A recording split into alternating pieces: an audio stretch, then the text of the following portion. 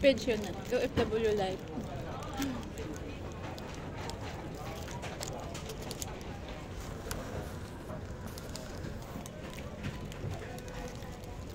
At least upload ka lang upload. Malay mo yun mag-viral. Kumakain ka, upload mo. Naglalakad ka, upload mo. Yun ang pinagkikitaan niya ng iba Ang nag-like, yan ang point mo na. Basta marami kang view. Kung nga, pag nag-ano sa'yo, nag-comments o like, yan ang point ninyo. View. Automatic talaga yun.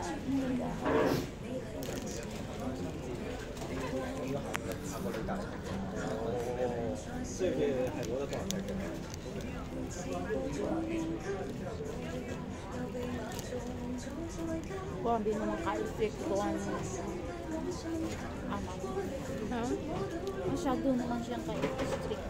Oh, pero pag sinunod mo naman yung gusto niya, okay lang.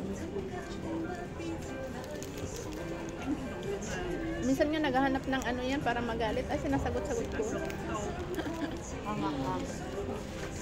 Naghahanap ng dahilan para magalit. Kung ano-ano lang. Yung amo ko, nag-tap na sa akin.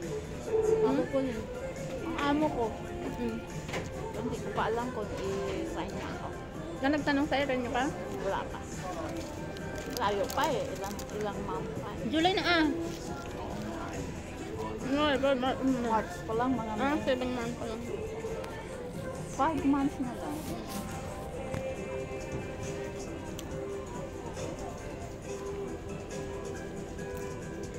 Ang target ko sana, mag-ano ako ng PhilHealth.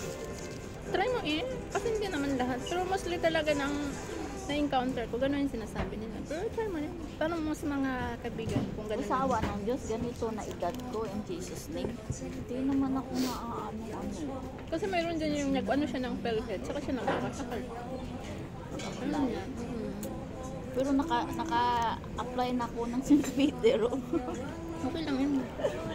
Na-prepare mo naman yung sarili. Try mo lang Kasi naka-help kasi yung mga PhilHealth sa pamilya. Magagamit mo rin yan kung yung kasama mo yun. Diyan sa consulate daw, pwede ikaw mag-ano.